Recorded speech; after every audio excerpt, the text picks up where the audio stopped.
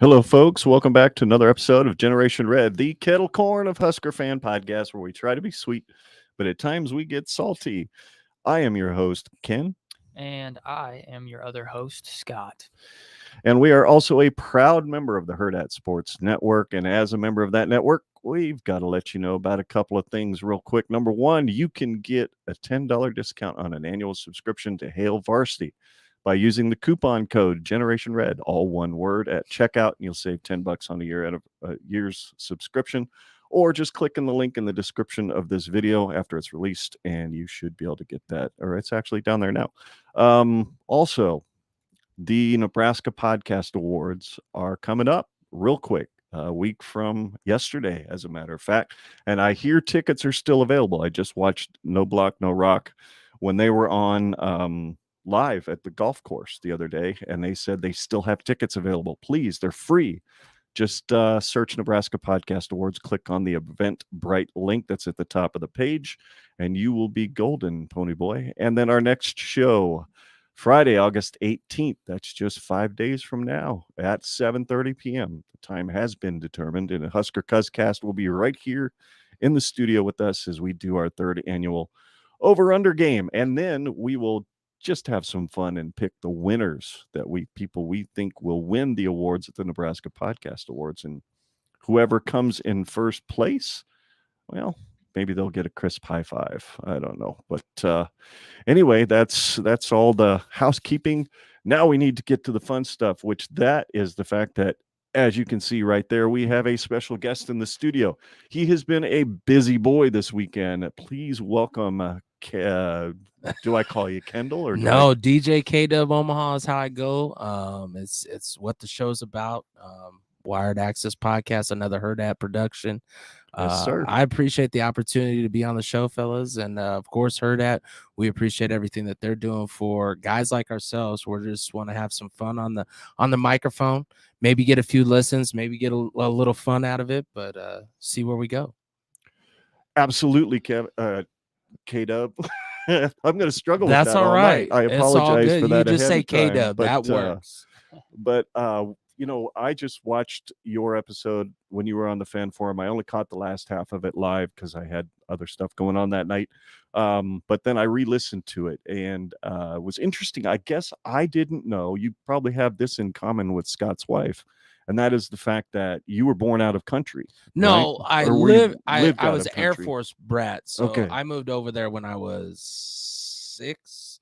I moved over to Holland, and so that's kind of where I know my first Husker stuff is just remembering that stuff. And it's weird because nowadays I think it would be real different if you were overseas and you're having to get your content. It's easy, it's all right there. But when you're back in the 80s, late 80s, sorry to age myself here, but 88 to 92, we just had newspapers that my grandma would send over. We'd have a little bit of coverage, but nothing. And my dad was one of those where he was in the Air Force for 20 years, and he always got the Saturday clippings, even when he was out of state. And he you take the top picture and you take he cut them all out and made like a front and a back for every game for all those years. And you're like, that's where you get the highlights, the numbers, the good part of the paper that everybody wanted to see Sunday morning. Like, I just don't think that feeling.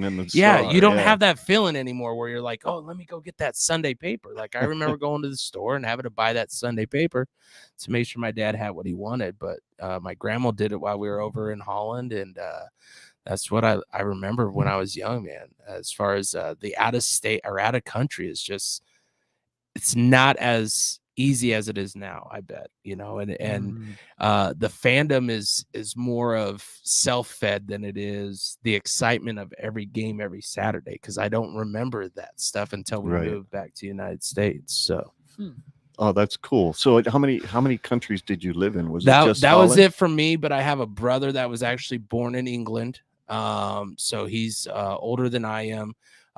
My parents, we got to travel though. Germany, like we have a piece of the Berlin Wall that's real. It's not one of those buy here, pay here. This is what it is. We actually were there when the Berlin Wall was taken down. So we traveled Germany before ADHD was a thing. My brother, we had to find some help for him, and we got to go from base to base. But when you're that age, you're like, oh, everybody gets to do this. And now I look back and I go, gosh, I didn't take advantage.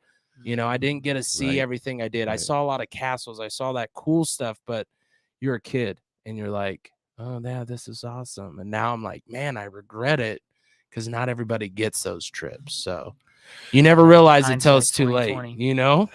Yeah. You know? Yeah, no, I've been kind of in that same boat, but as an adult, which almost makes the regret even worse. Because I was in Japan for a year and I did not do nearly as much as I wish I would have. How was the sports feed though? Like what? I mean, obviously you're in the technology world. You're in the time of technology, and is the Saturday feeling a Saturday feeling when you're over there? Not really. Because I mean, it was the Riley era when I was over there, and so we were not winning very many games. But it was a happy place, right? I mean, you get the smiles, you get the, you know, the brightness. Coach Riley, he just wants to make you happy. No, I did not get any of the sprinkles that. on the ice cream. It felt like such a whiplash between Bo Pelini and Mike Riley. It was almost like a toxic relationship mentality where you date like one type of girl. You're dating this Christian conservative girl, and then suddenly she breaks your heart, so you go for like the slutty goth girl. You know, it's like it's just complete and total different. But and mom and dad are asking, what in the Sam hell are you doing right now with this? This is not you. And you're like, no, it's me. It's the new me. You see the smile on my face? This is who I am. Deal with me. Yeah, we did. No, the game feel in Japan was I have to either stay up till 1 o'clock in the morning for a game, or I have to wake up at 4 o'clock in the morning for a game. And I'm in a barracks room with like 28 other Marines, and none of them want anything to do with football. And so they were just all salty and mad that I'm sitting there like with my bright phone screen. I had headphones in, so I was at least somewhat courteous, but yeah, it felt different. It didn't feel quite as lively. I mean, maybe it would have helped if for whatever reason or another Marine there so happened to be a Husker fan, but that wasn't the case. But yeah, no, I totally, I can kind of understand that, like, the news clipping aspect of it, because growing up, you know, we didn't really have cable all that often. And so most of my Husker consumption was either what I would just eavesdrop in on my dad talking about when he'd come home from work, or talking about at the dinner table from some post he saw on this like Husker Forum website he was on. And then the Sunday newspaper, we'd get the Sunday newspaper, and there would be like the top 25, like football helmets. Yes. And then there was the game preview or the game review from the previous game by some journalist in the Grand Island Independent. And then it would be the looking forward to the next week. This is the team we're playing. Sometimes I would read the Friday paper because it would be a more in-depth review. But yeah, I you know, I'm in a different age group, but I kind of experienced some of that as well. But it was a quickly dying, I guess you could call it an art form, the actual like labor intensive research but the good thing is the era that you did that in, there was not a lot you missed. I mean, there wasn't there was football, don't get me wrong, but wasn't like we're winning big things or you know. It was the Bill Callahan era when I became enlightened to Husker fandom. And then then there was the Bo Pelini era, which by the time the Bo Pelini era came rolling around, I was getting onto Facebook and kind of had, you know, more internet savvy skills so I could go to websites and look things up. But even then, I still, you know, I would have been in 2008, I would have been 14. Yeah. So I still wasn't like heavily invested into, or I would have been 14. I don't remember. See, and I think nowadays the heavy investment is something that teams are missing. Like you're missing that die hard, that that drive, because winning captivates that. Winning brings that emotion up. It makes you does. want to. But when you continue to see the investment that you might put in, whether it's buying tickets, buying gear, and you're seeing them lose by one score, whatever it is, that stuff is bringing you backwards. And you're like, man, that's why it's hard for my emotions to be anywhere near what I was before. It just is like the investment emotion of Right. I'm going to get upset. Like when we lose by a score, I'm just like, oh, there's another game. I mean, I was a coach. I know how it goes. I mean, but you're just like, huh? Let's talk about the fact that you were a coach. I think if I remember right, when you were talking with Honky, you said you coached high school football for 8 years. So the way it even happened is, you know, you play sports all your life, you know, and I get to high school.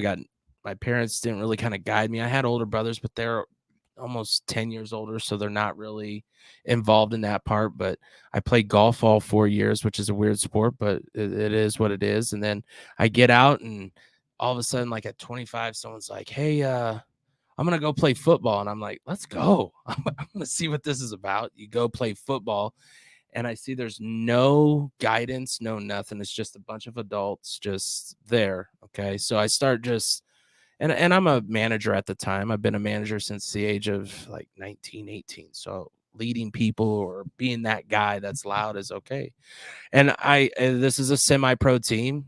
And trust me, around here, semi-pro isn't anything about money.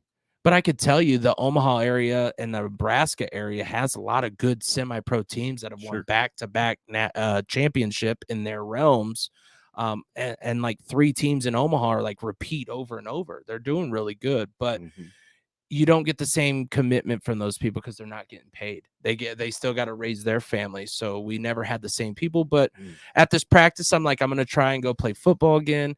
And then I just started like, hey, let's do this, let's do that. And I'm like, man, these people are like really, they want to listen. They want someone to help guide them. And so I took on coaching over playing. I mean, I have 4 kids, so I couldn't get hurt. That was most definitely not on the task to happen as you get older. And I started there. One of the coaches that I coached with, he gets a job at Omaha South, which is where I graduated from. And he's like, hey, man, we need a freshman coach. Just as a volunteer. And I'm like, yeah, that's perfect. I don't care. I want to help people. And my son's coming up, growing older. And I tried to put my application in to be a coach at a local organization in the city of Bellevue. I give it to the guy. He takes the application. This is when my son was young. So what I wanted to do was get that experience before he got to age, you know, and just get that some of the more tasks from other people when it came to football. The guy takes my application, sets it on top of the thing. That's great. Now, in this day and age, I hate to tell you, but volunteer coaches aren't just coming in through everything. Like, you're not constantly getting these people that want to volunteer. Yeah, you're not turning people especially away without having a kid there. Right. I mean, that to me alone was one thing that would like made me want to coach even harder, is because I'm like, this dude just set my app up there like it was nothing. And I don't even have a kid in your program. I'm just trying to help your program, but also learn from it. Got on at Omaha South, did 8 years there, from freshman all the way up. We were there for the Noah Fant era, and Chris Fant, his brother, you know, and just going through those kids where your football style, yes, we want to win. We do. Who doesn't want to win? Like, but when you go from, you're used to national championships, not me personally, but that's what you're seeing, Nebraska, right, in the 90s. And you're like, okay, we're here in the 2000s where, you know, people want to win. And you're lucky to get 20, 30 kids to come out. Like, that stuff is crazy. Like, and then you go to the senior night and people are like, yeah, we're going to need to walk with these kids because the parents aren't as invested as you are. And I don't get me wrong. There are athletes out there that make a difference themselves without any parent help because they're unavailable to help. But a strong program has the involvement of parents to point the importance of how practice is important, how being on time is important. When these kids come and go, you don't know who's coming tomorrow and who's going to be at practice. And it's bad because you're loving the game. You love to teach kids. So you make it the best for whoever's there. Like Right. you want to make it the best for whoever's there. And I did 8 years there. I was grateful for that opportunity to help kids. And once you earn that trust in these kids and they call you coach, you never lose it. I've had a couple work for me. I own a lawn company, so I've had a couple come help me, and then now you're seeing them with kids, and it's just crazy once you get that opportunity to help these people and you see them become young men that are, and that's what I always tell people, when I'm sharing stories on Wired Axcess. Yes, it's cool to get the top athletes in some of those conversations. But when you get the ones that learn that, okay, now I got to do real life after I had all this fun, or they had to do something different, but they use everything they learned from football. Like, because I'm going to be honest, the wife has already said one time, oh, it's just football. No, there's a lot that people learn from a sport like that, or whatever it is, baseball, whatever. They learn from their coaches, whether it's life lessons, stuff, how to be a better person in general. Like there's so many things you can learn from a sport beyond the game, Yeah. And it's just being able to give that opportunity to kids that need it more. I could have easily tried to go out to Papillion South, but I felt Omaha South kids needed me more than anything else, but it's hard. It's hard on your family. People don't understand what coaches do. They don't understand the hours of not being paid. At Omaha South, we had to go pick up kids. We had 2 bus routes. So coaches had to be there that were running the routes 5 a.m. and 6 a.m. So you not only had to make rounds around the city of Omaha, about 40, 50 minutes of rounds, then you had to make sure you dropped them off afterwards. Just to make sure those kids are at practice. Like this is real deal over the summer. Like people are like, you go to schools where parents are involved and kids are getting there on time. You have no idea what it's like when you have 2 coaches running buses to get kids into the school on a summer day. The struggles, the dedication you have to have, Absolutely. I have a question for you. All I right. remember we first met kind of just offhand a little bit at the Hale Varsity Club when Church of the Corn did their live show there, and Zach introduced you to me and said he was my football coach. Okay, I need one really cool Zach story, something that he would be horribly embarrassed. Well, or that you can tell safely in a family-friendly show. So here's what it is when it came to Zach. So Zach was fresh out of high school, and it was this semi-pro team. Oh, okay. So it was when I first started, and he had a group of friends that were pretty close to him, Mike, and I forget the other kid's name, but they're pretty close.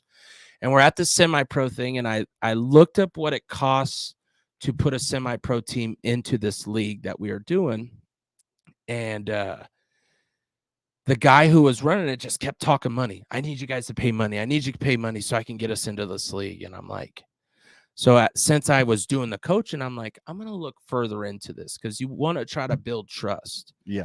And so Zach's such a young kid. He's like, bright-eyed, bushy-tailed, whatever you need, whatever you want to do. So we're at practice.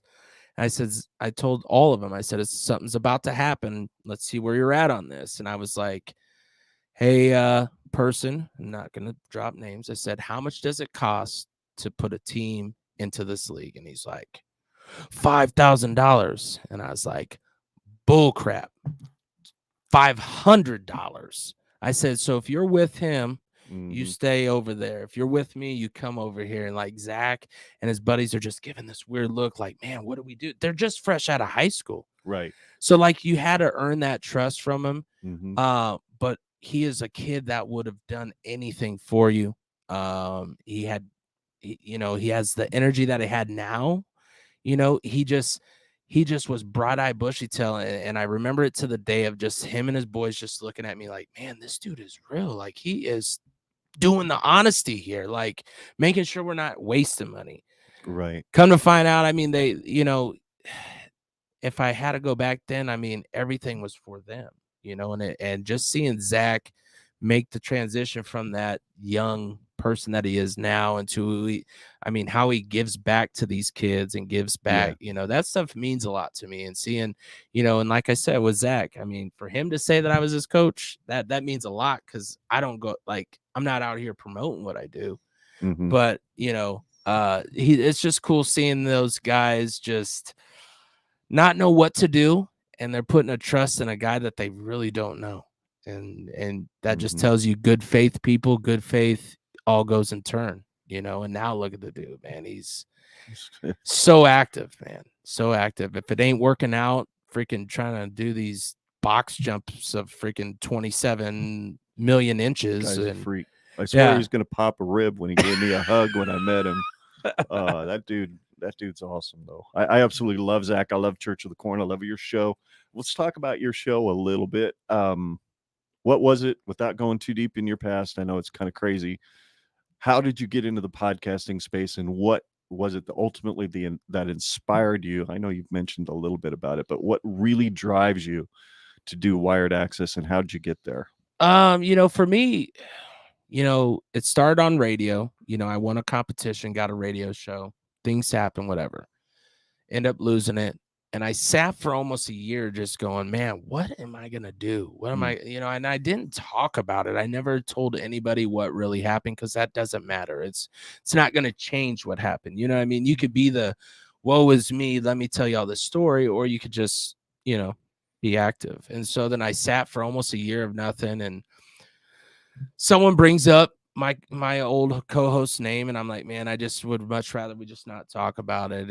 And the guy at Wired Training saw me have this conversation. He's like, Kendell, I've known you for a while. Brian Southworth, he's like, I've known you for a while, but I need someone to run a podcast and help me get more confident in what I do. And so we were doing it out there at Wired Training Center off of like 152nd and 370. But in the background, you'd hear ting, ting, because we're at a baseball facility, because that's what he does. But we're in an office, but you still heard it. And so we have the roadie equipment. He had everything. He's like, I have the equipment. You just do what you got to do. Well, with being an owner of a lawn company, doing DJing and 4 kids, time is of the essence. And it's really hard for me to make sure I got the interviewee, make sure I have everything set up, put it all together, and produce it to make sure it was dropped on Saturday. So, but we were doing it. I did 15 episodes there, thanks to Wired Training. So I decided to do Wired Axcess. Wired for me is Wickwire is a part of it, but also their Wired Training. He wanted me to do something. So I wanted to give something to that. I'm a DJ.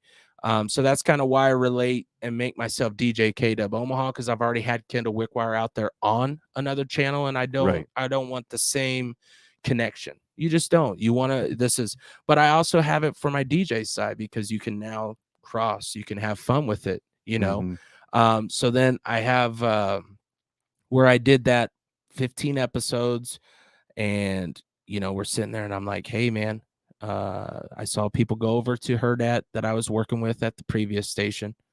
I talked to Damon. I've known Damon. Our kids played together for the Junior Skyhawks back in the day. He always played Caleb one age grade up, or one age level up all the time, and my son was right below. So we kind of built that relationship. And then when I was on that radio station, I continue the connection. And so then he's like, you need to send your stuff to Hurrdat. And I'm like, all right, I'll try it. I sent what I had. I had 15 episodes, did it all myself. It's stressful, man. I give you guys mad props for what you do here. Presented that to him. And my ultimate goal is just being a father of 4 kids. There's no book. There's nothing going to tell you when to do what in a situation for your kids. And all 4 of my kids played a lot of sports. But there was connections that I never made growing up because I didn't know them. You take what I learned from when I was in high school. I didn't get to do all the sports. With my kids, I told them, when you go to high school, I'm going to give you everything I got, but just know it's what you want and what you're going to do. And so then you see those struggles through the high school, and you're like, man, there's probably outlets out there that we can help kids, and we can help people understand that, 1, you're not the only one that's struggling through whatever process it is. 2, listen to these people who have had success in one way or another, and what they had to commit to do it. So it's more of trying to help, whether it's one parent, one athlete, understand of how important it is, whether it is the eating, whether it is the working out extra, but for them to look at athletes instead of going, I want to be that guy, but how do I get to be that guy? And so my ultimate goal is just to continue to share stories. And it could be of if you look, it could be someone you know, but it also could be someone you don't know. I've had my wife, we keep our family involved, but it isn't like I'm sitting here like, hey, did you guys listen to every episode? Like, that isn't what it's for. Mm-hmm. But when my wife does listen to it, and I go, what did you feel? I mean, we did Dariana Lewis, who is from Omaha North, who is now playing in Puerto Rico because she went through the college realms, and she actually had a shot to possibly make the WNBA, but no one knows her from Omaha unless you know Omaha Was she on with her sports. coach? Huh? I think I remember that episode. Yeah. She was on with her coach. That was a really good and so interview. then, she's now, I mean, when you get the name Dennis Rodman next to your name at Syracuse, like university, like that to me tells me you're doing something right. And now she's in Puerto Rico making a name. I mean, she thinks scored 21.16 boards the other day. So these people are just, I go, hun, what did you think after that? She goes, I just want to see her play. I just want to see what she does. Yeah. And she don't know her, but just Right. getting their story of the journey and how they did it. I just like that, man. It's, your journey to where you are right now is different than mine, but there's stuff that in your journey I might have experienced, and then we can talk about it. Yep. We can go, okay, now like you, I mean, not many people can relate to overseas, but now when you can relate it's a good story to tell people, because there could be someone over in Japan that's just like you, that's going, man, I don't have anybody that wants to watch this game with me. It's just those things, man. You never know what you're gonna get. I did No Block, No Rock that one time. And I pulled out this little thing off of it, and I don't know if you guys saw it, but some of the clips you get, like there was one where one of the co-hosts was sitting there like this, like licking his beer, because I was like, how do you taste test beer? I'm not a big connoisseur of those beers. Right. And I know how wine people swish it around or do whatever they do. I don't know. I'm not that guy. But I asked him, and what's his name? Hall is explaining it to me, and the other one's sitting there messing around. I would have never seen it had this thing not pulled it out. And it's like catching some of those funny moments and those good stories that if there's something you can pull out and relate to it, and maybe it might help and get you over that hump, because everybody has those times where you're down and you're like, man, this struggle is hard. Yeah. Our journey is not quite like yours as far as getting into the podcast space. We started out, me sitting in the sleeper berth of a truck in a different state, him sitting in his apartment in Lincoln, recording our own audio on our own each end, and using StreamYard to basically video chat. We didn't live stream or anything. We just used it so we could talk to each other. And then we recorded our audio. He sent his to me, and then I put it all together and edit it and throw it up on it. And suddenly we started getting a few dozen listeners, and it was kind of cool. And then after 2 years, here we are. Hurrdat contacts us because I put a show together here in the studio with Honky and a couple other guys from a couple other podcasts. And Chris from Hurrdat happened to see it because Honky tagged him in it and asked Honky specifically, do you think they're a good fit? And that's what I like, dude. Absolutely. And then your show, I wouldn't have known it existed until we got associated with Hurrdat. And then I was like, oh, okay, Wired Axcess. I might want to check that out eventually. Then I heard you on No Block, No Rock. And I was like, dude's got a good vibe. I need to listen to that show. It's creating the atmosphere. That's why, I was said, like, if you can do it live and you can, like, I mean, even right now, my hair is going up under just thinking of what gets created by people that are just about pushing forward, whether it's Nebraska football, whether it's a athlete. I mean, the opportunities that we've had. I mean, I just did the PJ Tour. I did the Corn Ferry Tour Championship with the Pinnacle Bank Championship. That was cool. That was fun. And I've never interviewed a golfer in my life, but it was a great interview. You just sit there and you start going, man, this story but he has 4 kids that play golf, and you're like, man, just getting those vibes and those stories of going, it doesn't have to be the biggest name. And don't get me wrong, there's a lot of big names that I'm going to talk with and get those, but if you can just get the one story, of something that you can relate to. And for Huskers, I mean, there's a lot of good podcasts out there, but if you're about me, to me, those podcasts keep turning me off. Like, I don't like, we know your story, we know you, but you guys keep everybody involved, whether it's your son and then the interviewee, just keeping them involved with the Husker stuff instead of here's what I'm going to tell you my way is and what I think. It's you ping off of each other, and that's what I like about it, especially with all the Hurrdat Sports.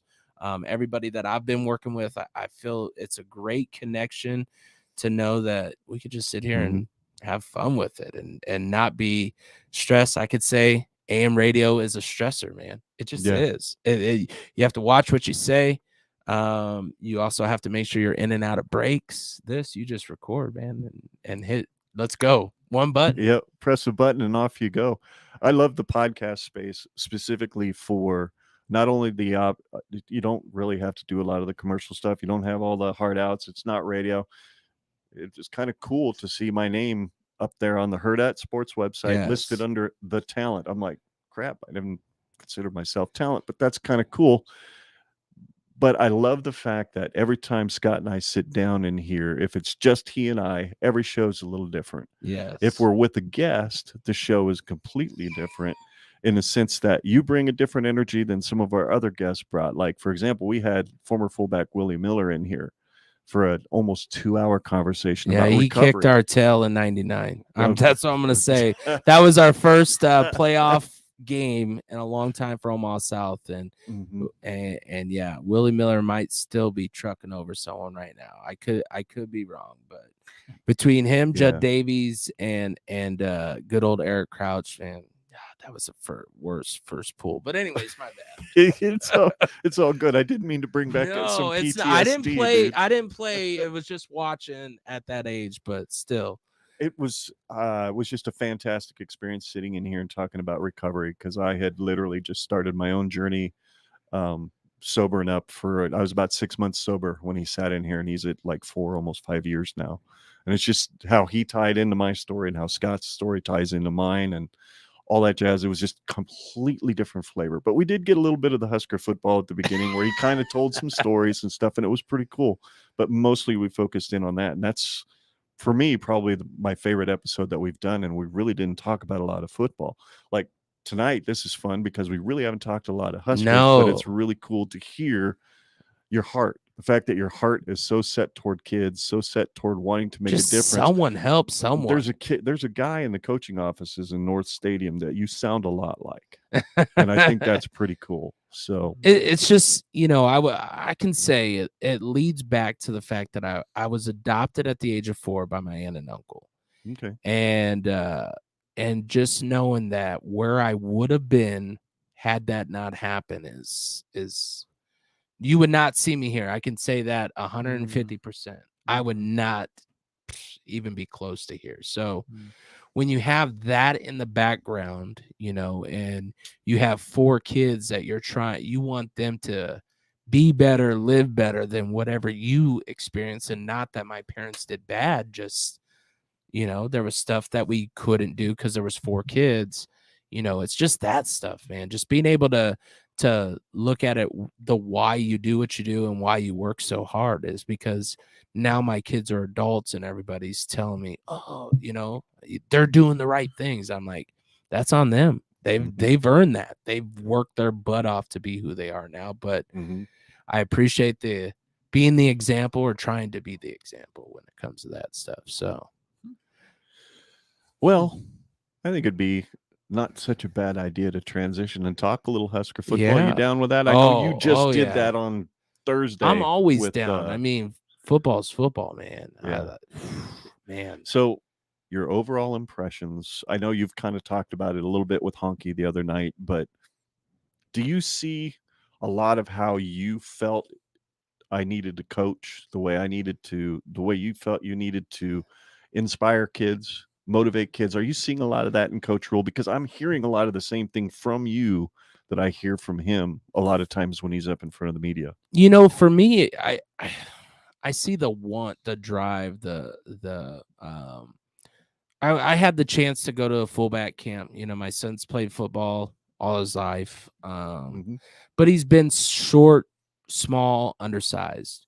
So his opportunities have not always been there. So we go to this fullback camp, and just watching them run these kids through drill after drill and how precise timing is and the amount of reps and the amount of coach involvement, the amount of player involvement. Like, man, I've been to a lot of camps, and I never felt like this where the coaches were so dialed in that there was, don't get me wrong, there might have been questions, but they were asked. Coach would pull the kids off the field to go watch something. Then the other coaches would get together and they meet and break up, and it ran like a well-oiled machine. And it was like, if you have any questions, anything right now. And then those coaches, like I said, would pull those kids off and give them that one-on-one attention where you're like, don't get me wrong, they're doing the right things to make them feel special, but it's not just what you're seeing on social media. Like, if you go to one event, you're going to see the tempo's different. The movements are different, and it's with a purpose.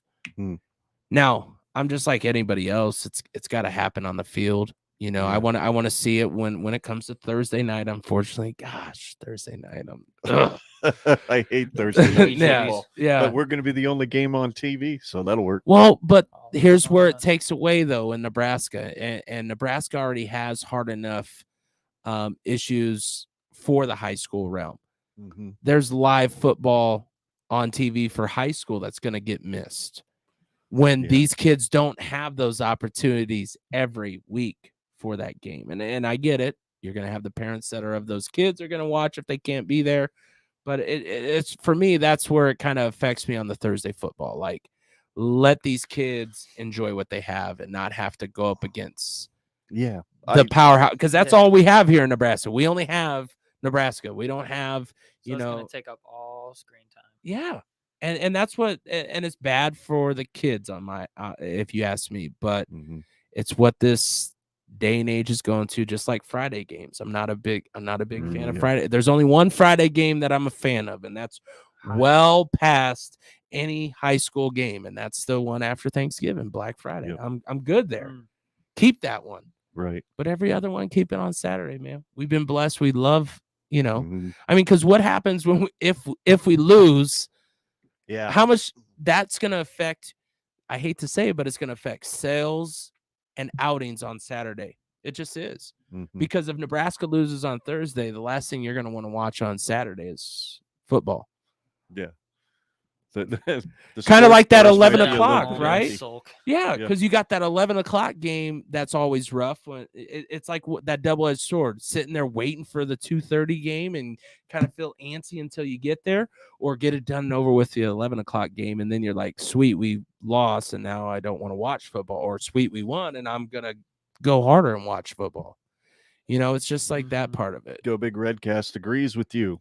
Agreed on the non-Saturday games. Illinois is Friday and Minnesota's Thursday.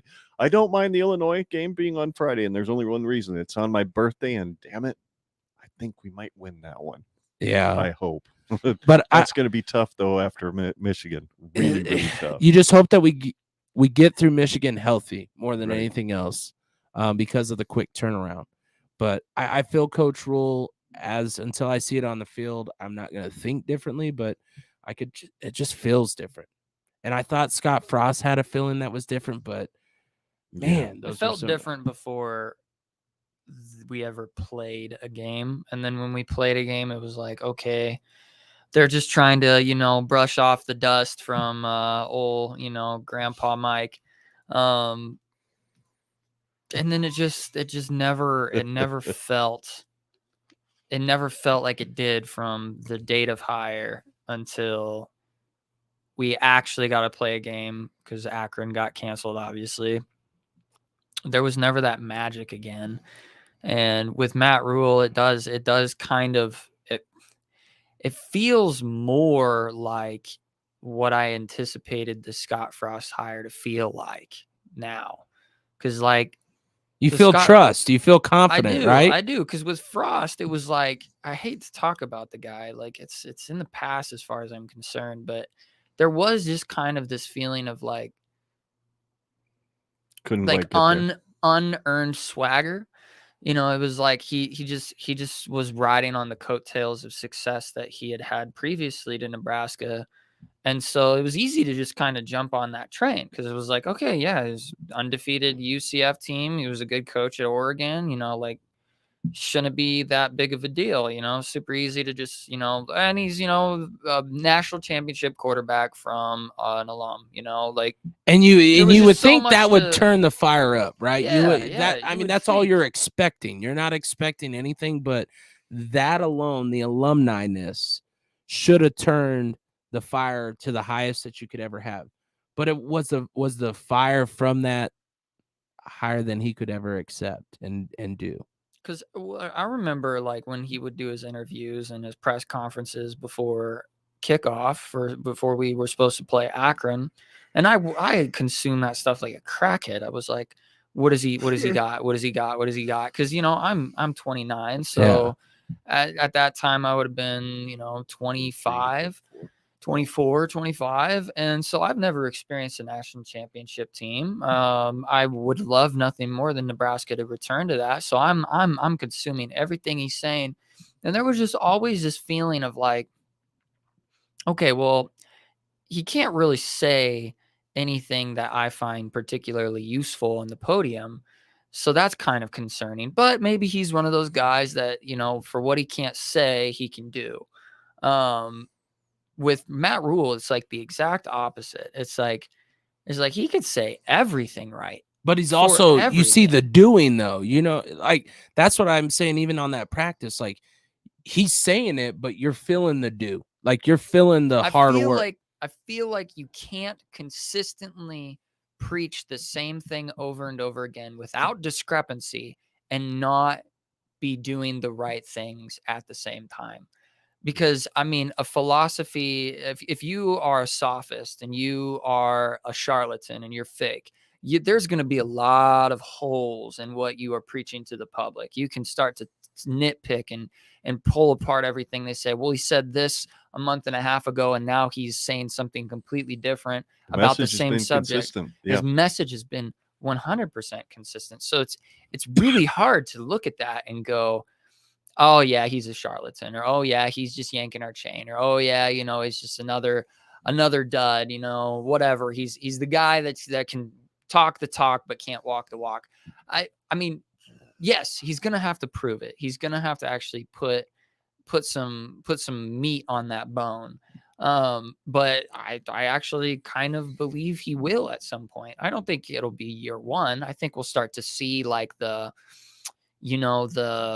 kind of the early foundational success oriented decision making with the coaching staff, the players, the trainers, everybody. They're all going to start to get onto that same page, because really you can be on the same page from day to hire till the day before kickoff.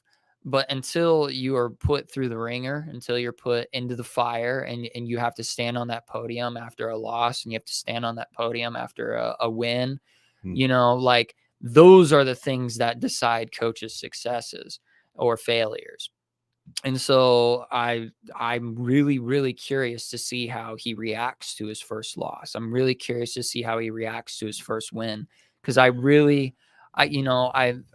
been traumatized by, you know, the last coach and coaches before. And so I just am really hoping that when things are going well and when things are going wrong, he can still be on a steadfast and true path that is consistent. He doesn't change up. He doesn't switch up. He doesn't do anything weird. I mean, there's no reason to believe he would, but that trauma, you know, that you want an early identity that you can relate to, and then be able to adjust and change as you continue to build that that. And when it looked at Frost, there was no consistency. You didn't know what team was out. I think the worst for a fan is to hear someone's doing great. You're doing the best practice they've had, but yet that person never sees the field. So then us as fans, I know we had trust in Scott at the time, but as a coach, you're sitting there going, how can we say that we had so-and-so did so great and I don't see him in a game? Like that for me as a coach, looking at the coaching part of it, I go, man, I really can't put my faith in you because what you're telling me is not matching what I'm seeing. Mm-hmm. It's not matching the field. So then I turn it around and go, and for the longest, and especially, being from Omaha South where we didn't win a lot of games, I'm looking at the games a little different because I'm looking at what could change on the defense, or, I'm a defensive minded guy. So I'm looking at the defense a little longer, and I'm seeing safeties talking to these linebackers and no one's moving, no one's doing anything. And you're like, why? That's coaching.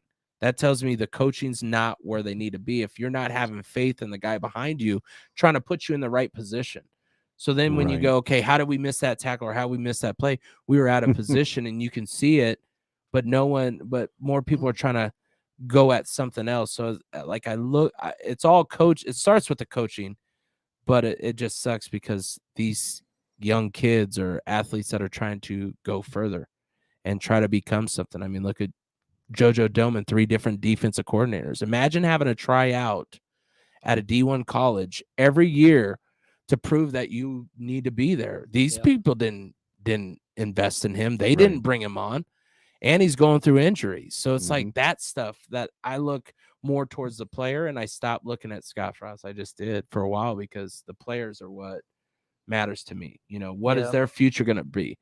You see, but then you're on the other side. You see a Divine Azigbo who, had Scott Frost not done what he done, would he be where he is? I mean, because that dude was the workhorse and earned his spot to be the man who he is, and now he's back in the NFL even this year where he's getting an opportunity.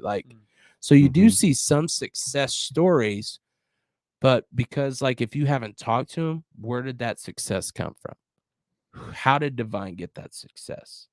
If other people are failing under Scott Frost or failing, was it the running back coach? Was it just Divine being Divine? And I'm going to prove everybody wrong. Right. And that's why I like the interviews even a little deeper, where you're kind of trying to get some of the stuff that people, but it is hard because I did interview someone where I had one of his coaches next to him, and I just don't feel I got the 100%. Yeah. You know what I mean? I just didn't feel like I got it all, and you want it all. And even when I talked to JoJo, I made sure he understood, at no time is any of this to bash anybody, but how do you play for a losing team? How do you come back with that fire that kid played with? That to me is inspirational to me. The wins and losses those suck. I mean, but when you saw what JoJo Doman did, day in and day out, that to me inspires me to be better than I was that day before. No matter how your boss might treat you, how just think of those things that these young kids are doing, not only going to school, but also having to deal with losing all the time. Do you go to work and lose all the time? Sometimes. And when you do, you're thinking, man, I got to find something different, or do you take it as a challenge and go, okay, tomorrow I'm not going to lose? Yeah, no, it's never it's always an indictment on me, not the environment. Yeah, exactly. Yeah, exactly. I wish I could share the video, but I didn't edit it because I didn't have the time because technical difficulties as usual. But there's a video that I might share with you guys after we get done. Anybody that's watching and you have not seen the latest video that the university have put out, I can't remember what it's called, but it's a 30 minutes, almost like an episode of The Office. It's kind of like a documentary, and you get a few talking heads and all this stuff. But there's a speech that Coach Rhule gave to the team, and there's a moment in that speech where he says to the guys, he says, "Okay, I'm only going to run with the guys that are 100% in. I'm not going to change who I am just because I want to win a football game."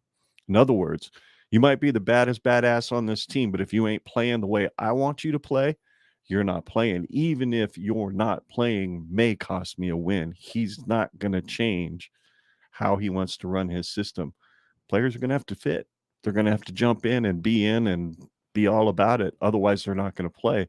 And I think I appreciate that consistency, because it seemed like previously, and we've kind of talked about it many times on this show, hey, man, he had the greatest practice ever, right? Yeah. And then you don't see the son of a gun on the field for 6 weeks. Or Yeah.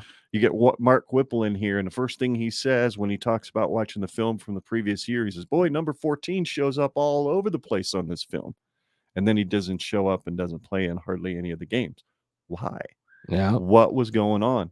Chances are those kinds of things weren't being communicated. I think Rhule's made it quite clear. You can be that badass from Georgia, but if you're not playing like a Cornhusker from Nebraska that I want to see play, you're not going to play. Well, and I think that's pretty good stuff. I like what your son said, though, is like, it is good talk. It's good talk. But until we see that he can stick to that consistency, of that being that guy to say, hey, it's either the Rhule way or no way. I mean, until you see that, and obviously we've seen some players go elsewhere, whatever happened. And I never wish anything on those kids. I always wish them to find, because not every coach is everybody's coach. Like, just because he's great doesn't mean that he's great for me if I'm a player. And so when people go, oh, I can't believe Miles Farmer is gone, he doesn't have to stay there. He tried, but if it's not for him, I would much rather that happen than for him to be a bug in the locker room that you can't get rid of. Well, here's a interesting thought that we could probably appreciate as a fan base, is that regardless of what Scott Frost did or did not do here, there's a reason why all of his players are still here right now. If there's anything we could say about Scott Frost, is that he did not recruit quitters. And so why in the world have we not stayed? Yeah. Why have we not seen a mass exodus? If Matt Rhule truly is coming in here and flipping tables and turning everything topsy-turvy and completely restructuring the whole university's philosophy and bringing it back to something that's more familiar with the illustrious history that we've had as a program, I mean, why are the players, if they're so bad and so, corrupted by such a bad coach, why aren't they not just hightailing it out of here? And it's like, well, maybe it's because our coaches weren't really that bad. They just didn't do some things correctly, or they didn't communicate correctly, or they just were missing a few spots or whatever. I'm just trying to give benefit of the doubt here, because I mean, you can look at, but look at the defense Colorado. turnaround. Look at the defense turnaround from week 1 to week 12 last year. Like, that tells you how invested someone has to be as a player, like, and how much they wanted to get better. Like, those are but see, everybody goes, it's not wins, it's not losses. But for those characters of those players, it could have went one way or the other. It could have went extremely bad, and they could have quit, and they could have left. Or it went the way they did, where they stuck it out. They worked harder than they probably worked before. But the players, like you said, though, they didn't quit. They could have left easily. And I think they're up for that challenge. They were up for that challenge when you lose your head coach. And you don't come to Nebraska in this day and age without the expectation already communicated to you that this is a build program now. We are not a national championship program. We were, but we're not. We're not right now. We're not just going to turn around and compete for natties. And so convincing a bunch of people that, hey, yeah, we're going to have 88,000 people's butts in the stadium, and we're going to have merchandise everywhere, and we're going to have a bunch of people here that have experienced national championships. But you're coming to a downtrodden Nebraska who hasn't seen a bowl game since Mike Riley, and Mike Riley hasn't been, he wasn't blowing the wheels off of the Big Ten. And then, Bo Pelini, he wasn't even close to a national championship. He couldn't even win a Big 12 championship. So you're coming to a program that's going to need a lot of work. So all of the players that we've got on our roster right now should, in theory, already have the mindset that, like, you're not going to win a national championship, but you're going to set the foundation for players to come that are going to want to play for national championships. Cause that's kind of the Tom Osborne era for literally the majority of his tenure as our head coach. Everybody went in there with the anticipation that we could win a national championship, but at the very least, I'm going to set the tone for the next class so that they can win a national championship if I don't. And the majority of them did not win national championships. It didn't come until the last stretch of the race. But we know that if it was this day and age, social media, all that, Tom Osborne would not have made it as long as he did. Yeah, it would have been bad. Oh yeah, and even all the 90s players tell you there's a high chance if there was the transfer portal, we might not have seen what we saw. So it's like now you got technology, you have film, you have ways to get out, but these kids aren't trying to get out of Nebraska any more than any other school. But of course, for us, we hear it and we're thinking, oh my gosh, they want out. But go from school to school and the nutrition is the same. They have the same roughly amount of players that want to leave. You have the same that try to get in the transfer portal. You have the same. But if you can get the foundation, like you said, if you can get that foundation to be strong, but also know that the opportunity at the next level is available, that opens up eyes. That opens up the possibility. And don't get me wrong, because there isn't like a busload of players back in the 90s, even during the championship. Don't get me wrong, we had the most players drafted, but it isn't like we were the Alabama that had, anywhere from 15 to 20. It isn't like we were those teams ever. So we're still Nebraska. I mean, don't get me wrong. I think the max we've had, is 8, maybe, if we were lucky in one NFL draft. And you got schools like Alabama, Georgia turning anywhere from 12 to 18. I mean, those are crazy numbers. Yeah. But if you can build a nutrition now and you can build it with people that know that the opportunity is there and they're getting those opportunities, I mean, people want to be a part of that. They want to be a part of something that but not everybody is fit or made for that. And so if you come in and you decide to go out, just understand they just didn't fit right. And I'm not up against the player and I'm not up against the coaching staff. That's a very complex thing. You go to the thing, you go to football at the next level to play. Not everybody wants to sit the bench. Right. So you can't be mad at someone that wants to play. I mean, and so that's where I dislike social media and I go all the way back, where when a 16 to 18-year-old kid makes the decision to go to a different school than Nebraska from Nebraska, you don't know what went through their recruiting process at all from Nebraska. But everybody expected back in the day, and I think it's kind of loosened up a little as they've seen kids go off elsewhere and succeed. But they used to run these kids and just put on social media so bad on these kids that choose somewhere else like Iowa or something. And it's like, don't get me wrong. I'm not saying I didn't want Noah Fant to come to Nebraska. The hardest thing was for me to ever touch Iowa gear. Okay, I'm not going to lie. But the kid knew what his goal was. He knew where he wanted to be. And now a kid went from Burke, where he could have won championships, Omaha South, where they just put the best they could out on the field. And don't get me wrong, they did great things in his class, to now go to Iowa and then get into the NFL.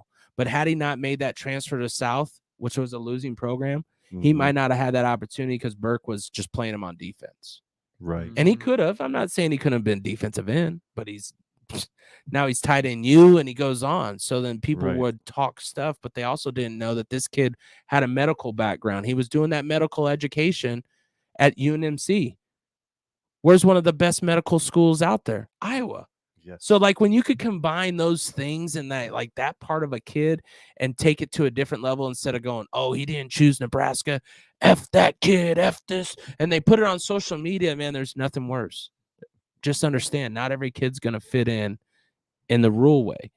And someone like Betts really does scare me because I've known the kid since he came to Bellevue, since he came to Nebraska. My daughter was best friends with him in elementary school. Great family, great kid. Mm-hmm. But it just isn't working out, and it you have to accept it. But people are back at it. Oh, he had a second shot and he didn't do it. I'd much rather you decide now than we're in the middle of the year and we really need that wide receiver, and you don't have 15 or whatever 13, whatever new number was. Yeah. And it's just that, like, you don't get caught up in who we have and who we don't. Who's coming week 1? Who's going to be there week 1? Who's gonna start that program off? Hopefully with a win. Hopefully, right? Absolutely. Hey, that's a good question because it's kind of on my notes. Do we beat Minnesota? What do you think? Man, it's a tough task being a Thursday, but it's also just a tough task to be a Big Ten game, first game on the road. Mm-hmm. On a Thursday. So whatever routine you wanted to start, you can't even start a routine. Right. Now, does that give you extra on this week 2 if you do lose? Yeah, you get an extra day. Sweet. But you can't get into his regiment yet and really assess it because the Thursday game just throws you off. So I'm hoping they go right. But with this, so many unknowns, and Minnesota has them too. I just think the home crowd will get them the win. It'll be close, but I just have this feeling that Minnesota will get the win. And it sucks because I don't want your first. But think of Akron. Could we have really beat Akron on that day? I don't know, man. Akron wasn't a terrible team. Had Scott Frost played that, could they have won and changed the trajectory? Who knows? But I don't know if we were guaranteed to win, even with all that energy. Mm-hmm. So that's kind of where I feel on that, on whether Minnesota. I hope so, but I think it's just going to be a close dogfight because neither one really has, like, everybody thinks that everything's nice and smooth at Minnesota. They got their own issues. Sure. Mm-hmm. Yeah, they do. Well, to kind of wrap things up here real quick, Scott and I already did this exercise in a previous show about a month and a half or so ago. We did what are our realistic picks for a record, win-loss record, and what's our Kool-Aid record? If we're absolutely slamming the Rhule-Aid like I am, I can't help myself. If you said, everything he's saying is actually going to come to fruition and I'm drinking the Rhule-Aid, I'm all in, here's what I think the record's going to be. What would that be for you? If it was full Rhule-Aid, I think 9 would be where he could get it. If everybody bought in and was on the same thing, I think this is one of the not easiest schedules, but it is one of our lightest schedules that we've had in a long time. And if we've been able to be within a point in so many or one score, I think his coaching could get us over that hump being, as you said, drinking the Rhule-Aid. I would say 9-3. Alrighty. Realistic. If I'm more of the 7-5. Really? I think we get over the 6-6 hump, and I think they get us that one extra win to give us 7-5 and build the winning culture starting early. Because if you don't see 7 wins as a winning culture, you're blind to what we've went through, and you're really going and having this expectation for these young athletes that don't know what winning is. Some are coming from winning things, but not a lot of them.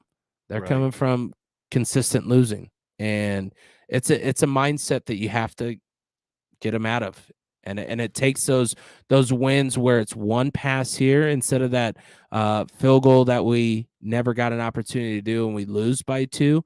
We kick that field goal and win. And I think we've got some of the special teams to do that, to give us that bump up 50, 60 yards. So if you're thinking the Rhule-Aid side is 9-3, I'm guessing you're thinking Minnesota, Ohio State, and Wisconsin are the ones we drop. Michigan. Or are you Michigan. thinking Michigan? Yeah, Michigan. It's all good. I think it's the ones you're supposed that they consider you're supposed to lose. Right. But it 7-5. I think if it's 7-5, then you're dropping like the Illinois game. You don't want to, but Right. there's just something that might catch us up and keep us where we are. Iowa, I still think is just a coin flip, man. I think everything that has went between Nebraska and Iowa these past years is just so much of a coin flip that, man, we'll see where we're at health-wise.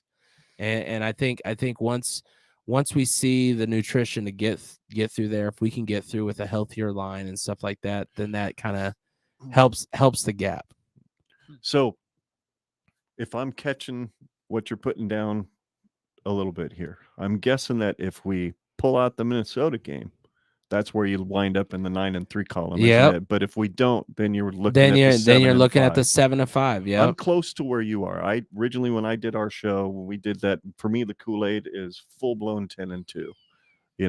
Michigan and Wisconsin, for some reason, who's also going with a brand new head coach and a brand new system, but the dude knows how to lead a team to a playoff. So Fickle's good. That kind of was my second pick behind Rhule, to be honest with you. But if 7-5 is what I think too, if we drop that Minnesota game, I really think 7-5. Either started hot, but then I also, if you do win that Minnesota game, it's still we're 1-0. Mm-hmm. This isn't we could be 4-0 by the time we get to. Nope, we're just 1-0. We're just 1-0. Yep. Just stick to the 1-0. Mm-hmm. I think that would be more beneficial to a mindset if you're really trying to create every week is different and every week is prepared differently. But if you constantly go, well, and it always happens, right? You hear on the news, someone goes, oh, we could be 4-0. And you're like, okay, now we're thinking 4-0. No, let's think this game. Let's go right now. So, right. Wow, man, this has been an absolute blast. I didn't know where the conversation. I had some stuff written down. And I think I got to 4 of them. We just went, and that's the coolest thing about podcasts. You can just sit down, have a conversation, and we really appreciate you taking the time to drive in from Omaha to this holy Husker city of ours to hang out. And hey, talk. nothing wrong with seeing the stadium on the drive-in, man. That gets your blood flowing. That gets you thinking. I know you're off from that area, but from that drive from the interstate to your house, man, you get about 4 or 5 good glimpses over at the left, and you see the stadium, and you're just like, we're that close. Almost. We're so close. Yep. So Brooke close. Beringer days away. Weeks. That's right. Brooke Beringer days away. It's pretty awesome. I'm freaking stoked. I'm stoked. It's always crazy how quick the off season goes by, because you hit it, and then you're like, God, it's gonna be forever. And then next thing you know, here we are, right back. And you're there, and you're ready to quick go. 12 weeks. Yeah. Mm-hmm. Yep. Absolutely. Well, Mr. K Dub, how do folks find you on the old socials? You can find us at Wired Axcess. That's AXCESS. Wired Axcess, or DJ K Dub Omaha on all socials, Instagram, Twitter, Facebook, and then of course Hurrdat Sports. They have graciously put all of us on there, where you can find talent. But I think the biggest thing is just being able to find shows that might relate to you. And if you're ever thinking of a show, just tune into one episode of someone's show, and I'm telling you, there might be something you might enjoy, whether it's my show, their show, Go Big Cast, and just all these shows. I mean, Church of the Corn. I mean, they're going to have something for you, but you got to want to go find it. So, I love all the guys on Hurrdat that I've been listening to. I really enjoy the content that they put out there. Scott, where can the folks find you? Yes, folks, you can follow me on Twitter at ScottGenradPod. That is Scott with 2 T's. The second T is and will always remain silent. You can follow me there. Still not active on there quite yet. Like I've said many, many times before, I don't like going through the rigmarole of just trying to stay active on Twitter for the heck of staying active and relevant. So once the week of the Minnesota game, the short week of the Minnesota game comes up, I'll be definitely more active. So that'll be next week. Give me a follow and strap yourselves in for the ride. Absolutely. You can follow the show and myself at GenRedPod on Facebook and Twitter, as well as the YouTube channel, also at GenRedPod. Generation Red on your favorite podcast app. Give us a like and a subscribe. Don't forget to leave us a rating and a review. Helps folks find the show. Make sure you like this video if you're watching us live right now or if you're watching us Memorex later. On behalf of DJ K Dub, my new buddy from Omaha, and Scott and myself, we're Generation Red, here to remind you every single week that there is no place like Nebraska. And Iowa's corn sucks asbestos. Yeah, that's pretty good. That's pretty good. Yeah, no doubt about it. Well, thanks, folks. We appreciate y'all watching. God bless, and we'll see you next time, Friday night, 7:30, right here in this studio, Husker Podcast for the Big Red Roundtable 2023 over-under game. Should be a lot of fun. Oh, over-under. 11.5 new starters on offense and defense. K-Dub, what do you think? Yeah. I would say it's going to be an over, huge over, especially on offense. I mean, you're going to see, man, it's going to be a lot more needing to step in and fill up quickly. There are more than 11.5 guys starting on offense and defense. I mean, Billy Kemp, you can kind of count him as a half, can't you? He's just a little dude. Yeah, okay. It took me a minute to pick up what you were setting down. I was trying to go through all the mental, like the whiteboard with all the little like strings and whatever. Yeah, I think it's over. I mean, you already know that a safety position is going to be filled by a new starter. With Miles Farmer departing, you got Billy Kemp. I mean, you just go down the list. New quarterback. I mean, we could potentially see Gabe Ervin as the starter over Anthony Grant. So, I mean, the sky's technically the limit. Would he be a new starter though, since he actually was a starter in 2021? I would think so. I mean, because earning it when you come back is a whole different story than holding it and keeping it. That's true. Well, I didn't mean to steer us down a rabbit trail when I was actually trying to wrap things up, but thanks for watching. We appreciate it. And until next time, go Big Red. Here, end button. There it is. The end broadcast button. Okay, just click it.